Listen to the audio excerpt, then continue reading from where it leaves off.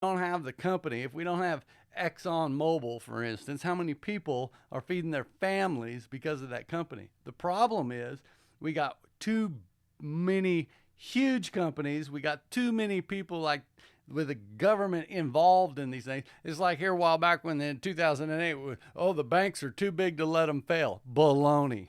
Anytime a company is too big to let it fail, it's too big. That's why we have laws to prevent monopolies, because two things happen. You get too much dependence in one place, or they get so powerful that they dominate the market, and then you have that price gouging thing everybody's talking about, because supply and demand rule in a free market.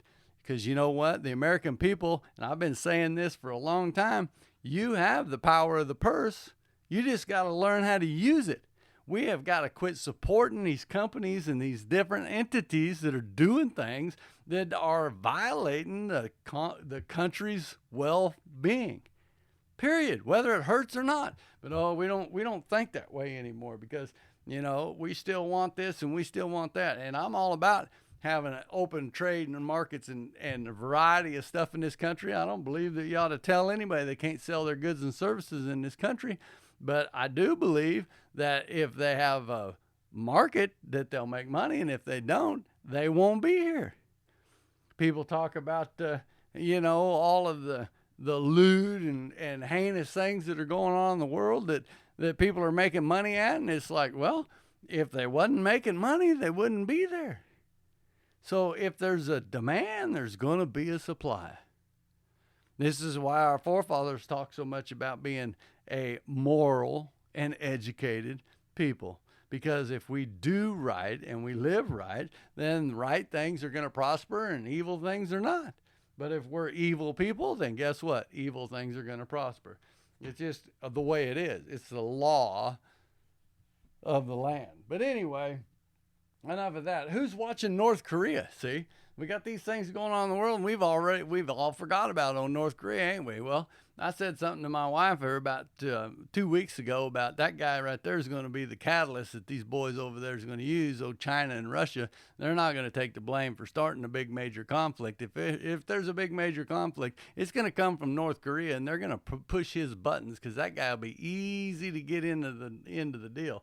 And what's he doing now? They got launching a bunch of these ballistic missiles again. He's back to his same old tricks. He's back to trying to weaponize uranium, and I'm sure he's probably already got a nuclear bomb.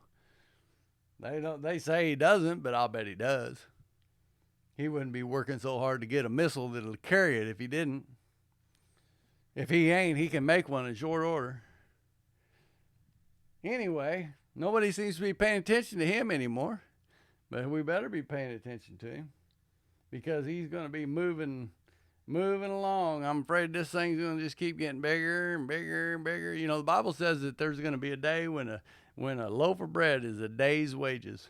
And you throw $4 or $5 or $6 a gallon fuel on top of $18, $20 an hour minimum wage rates, and how much you suppose it's going to cost to get all that corn to the mill and get that bread made?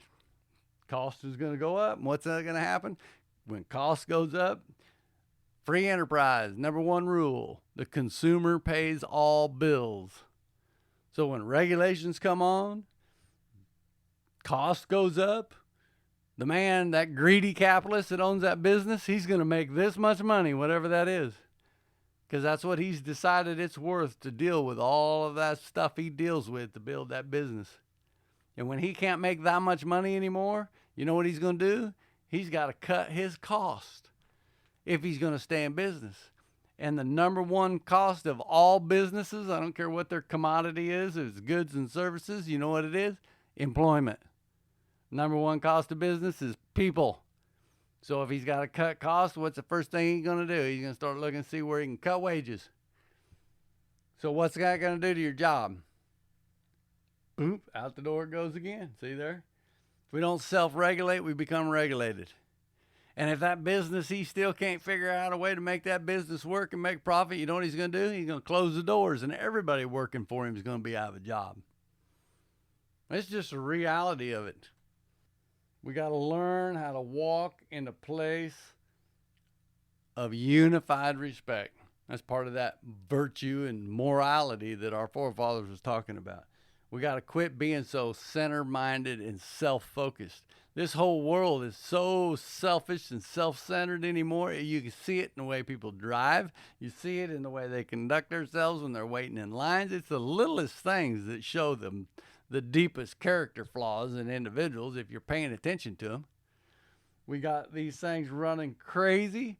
There's a book out there called The Wealth of the Nations that was written by Adam Smith. It used to be in the colleges, used to be teaching in the colleges, dealing with economics and how our country, it's got a lot of dealings with how our system of economics in this country was set up and based on.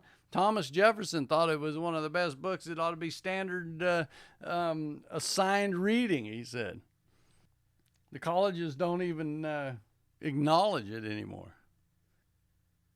In the 1950s and the 1960s, people started waking up a little bit from some of those things. And it started fight going. And that book that I was just read, that 500-Year Leap, that was printed in 80. Yeah, the first printing on it was 1981. So people started getting their eyes opened up. But in the last couple, 3, 4, 6 years, this thing's gotten plumb out of control. It's headed the wrong way in such a great speed. I know that Mr. Trump made a lot of people mad, but that man was for this country. And a lot of things that he did, he was restating things as they should have been all along, that they should have never been. And then these guys that are in there now, they're just going to tear it all up again because they don't want this country to succeed. It's obvious. I'm not even sure they're Americans. In fact, somebody made a statement here a while back about if we were to be invaded and had to take up arms like UK was and start defending to the death to this country, he said, I wonder how many of them folks would leave the country and how many of them would take up arms. And I venture to say it's just speculation on my part, but I think the vast majority of them up there in that Ivory Palace in D.C. would be on a boat getting out of this country. They wouldn't stay and fight for it. They're trying to destroy it.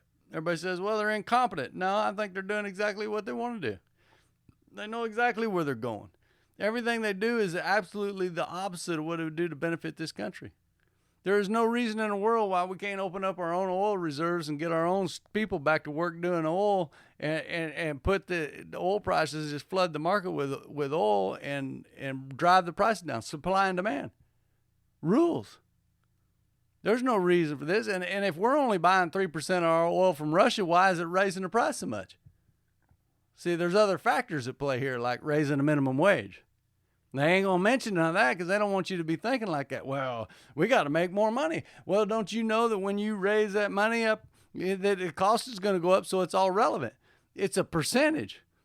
See, it's not about whether or not a dollar will buy a gallon of milk. It's about what the percentage of that dollar is to the whole. Because when you raise the overall cost, then the percentage is going to stay the same. It's just going to be more. And then we got all this inflation that's coming on, and it's just adding to that deficit because we are so far in debt in this country that is sickening. Not only in the federal government, but in the people's personal lives. I'm talking to a man the other day, and it's a fact that most people don't understand, that the federal government doesn't have any money. You realize that? The federal government doesn't generate a dime. They have no money. The only way they can pay for anything is to take the money from you. So all these trillions and trillions of dollars, I can't even imagine how much money that really is, that they're just so easily just putting in these paperwork and saying, oh, we're going to do this and we're going to do that. All that is promissory money that they're going to take from you. Where are they going to get it? And then if we went out here and hung all these greedy capitalists like they're all talking about, now what are we going to do?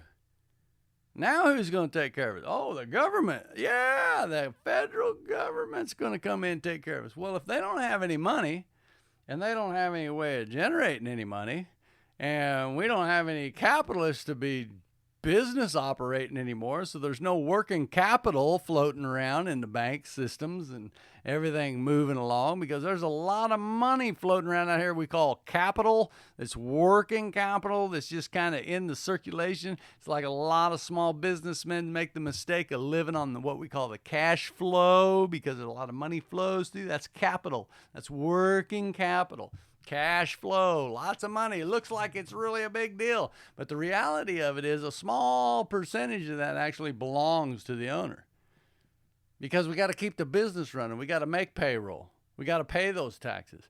We got to make the suppliers and pay the bills and pay the insurances. You want to cut the cost of businesses? Let's cut the insurance requirements. Let's cut the ability to sue. I got a way. I've said this for 25 years. I could stop all these frivolous lawsuits and we wouldn't need any of this liability insurance anymore. But there ain't a lawyer in the country going to go for it. And so it's going to be a hard time getting it passed. But I tell you how we stop it. Anybody file a lawsuit against anybody for any reason, suing them, I don't care if they're suing them for 50 cents or $50 million, whatever they're suing the individual for, if they're wrong and they lose, then the lawyer has to pay 50% of whatever it was that they were trying to get from the person they were suing, and the person who filed the lawsuit has to pay the other 50% of whatever the amount was they were suing. So if they're suing me for $1 million and I beat them in court, then the two of them's got to come up with that $1 million and give it to me for the pain and the suffering they've inflicted on the lying about whatever reason they're suing me for. I promise you that'd cut them frivolous lawsuits to nub, and if they filed a lawsuit, it'd probably have some merit behind it and they'd probably win. You reckon? But we ain't gonna do something like that, because that'd put a stop to all this nonsense, and we wouldn't need all this dang liability insurance that's costing so much money, because that's the second biggest cost between that and workman's comp and all that other stuff. I had a guy come in ranting and raving about all this the other day, and I asked him, I said, whoa, no, wait a minute. I want you to answer me a couple of questions before we get too far in this conversation, because I really don't know you, and I want to know who I'm talking to here. And I asked him, I said, how many jobs have you created? None. How many checks have you written for workman's comp insurance? Well, none. So honestly, you don't know how this whole capitalist system works then at all, then, do you? So I just made him mad. I said, I guess so. What I'm drawing from that is you really don't know what you're talking about. So there's not a whole lot of sense in going too far into this conversation. Of course, that didn't go real well. But my point is, we got a lot of people running around just like that, running their mouths, and they don't even know what they're talking about, and they don't even know that they don't know what they're talking about, because they've never had to deal with this system. They think that they know. They think that it is. Now, don't misunderstand. There's some shady people out there that's making a lot of money that they shouldn't be making. But, again, if the system's working like it's supposed to, those people are not going to last very long. The system has a way of taking care of that. Supply and demand. Are there risks with that? Yeah, there's a lot of risks with that. But, when the country was being ran like that, the majority of the people in this country had their own craft. They had their own trade. They were basically their own businessman. They were their own greedy capitalists, and they were responsible for their own destiny. And you know what else? They were happier because there was more secure there. I've been on my own for most of my life, making my own income. I've worked different jobs here and there, but I've always been doing the truck repair and running around doing my own thing. And the one thing that keeps me doing it is the freedom. Now, do I take off and go and do a lot of stuff that other than working? No, I'm probably your classic workaholic, but I could. That's the point. I don't have to call nobody and ask them. I just make up my mind what I'm going to do, and I do it. And that is worth a lot. And people that have never experienced that don't even understand what I'm talking about.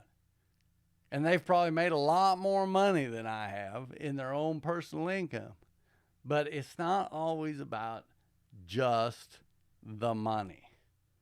The point is, we got to get back to ethics. We got to get back to honor. We got to get back to respect. We got to get back to freedom, which is not always liberty.